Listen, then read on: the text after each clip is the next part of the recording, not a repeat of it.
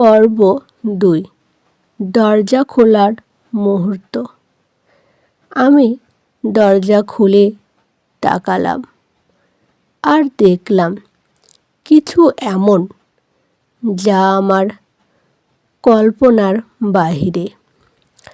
দরজার পাশে দাঁড়িয়ে কিছুক্ষণের জন্য ফ্রোজেন হয়ে থাকলাম।